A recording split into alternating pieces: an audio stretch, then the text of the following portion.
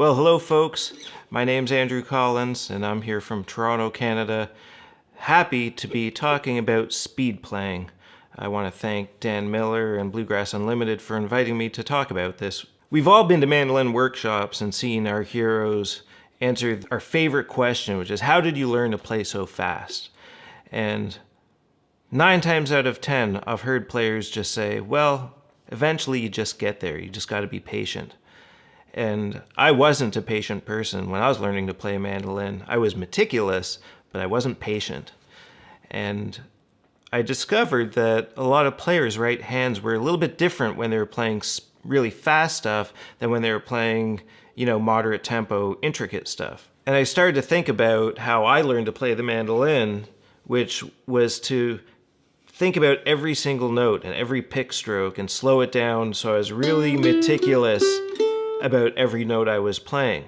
And I think that's the right way to go. However, with speed playing, your brain just can't work that fast and process each note as an individual experience. So what I tried to do was trick my body into being able to play eighth notes really quickly. When you look at a lot of mandolin speed tunes, often they're not really that technical. If you take Bluegrass Breakdown, for instance,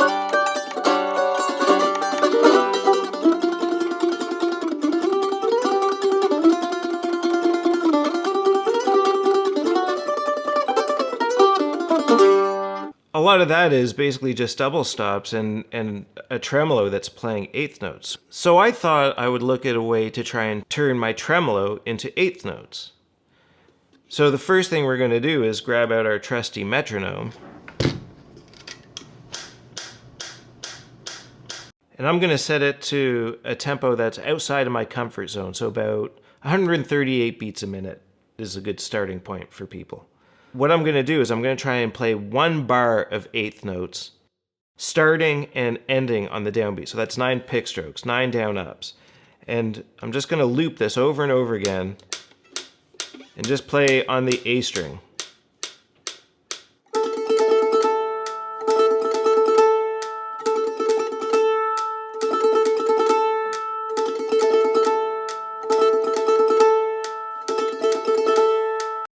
Then once you get that grooving and feeling like eighth notes where the downstrokes and upstrokes feel good, then you're ready to start to learn a tune. And I like to teach Daybreak and Dixie as a great starter tune for people because it has little bursts of eighth notes within it. So when you break it down as an exercise, you're going to be forced to get your fingers moving. So the melody goes like this.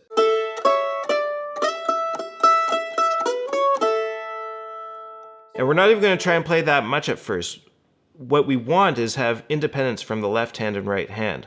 So I'm going to get my right hand going first. And when you start playing eighth notes, it's sort of like tapping your fingers.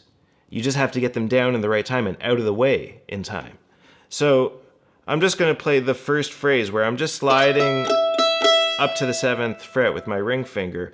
But I'm not going to get both hands going at the same time. I'm going to give myself a bar of startup with this open A string, just like the exercise that I did. So I get the metronome going.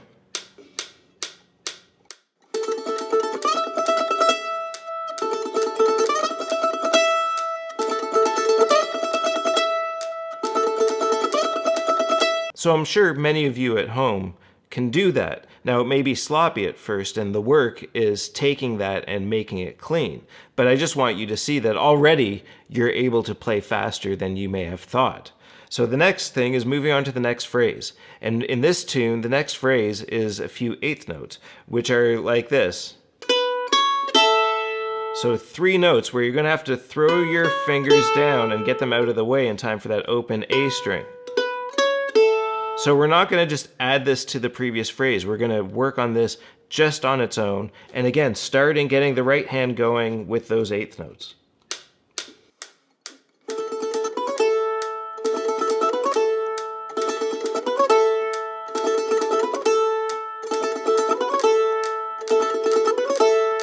So you get that going on its own, and then you're ready to attach the first 2 phrases together. We're going to need to pay special attention to the transition between the two because we haven't practiced that yet. So that's where our first mistakes will likely come in.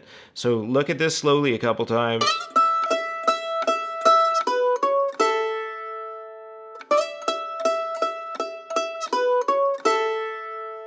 Okay, and then I'm going to speed it up and show you how to loop it. We get our hand going to the beat of eighth notes before we start trying to play it. And it'll be like this.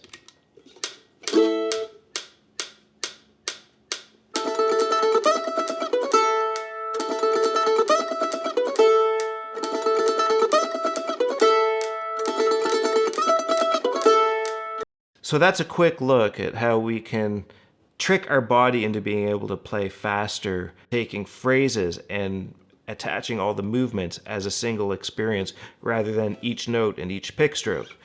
Now again, it's going to start out sloppy, so you got to do the work to clean it up and have all the notes clear. And when you're doing that first exercise, I recommend really paying attention to getting your downstrokes and upstrokes to feel even. And then before you know it, you're playing at 138 beats a minute.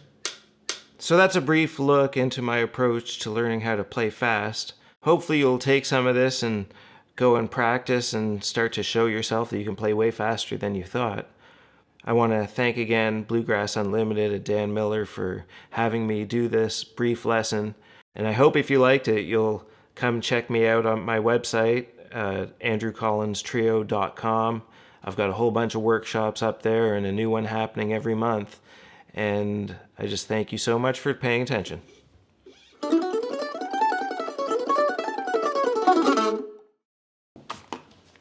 I almost forgot to teach you the tune.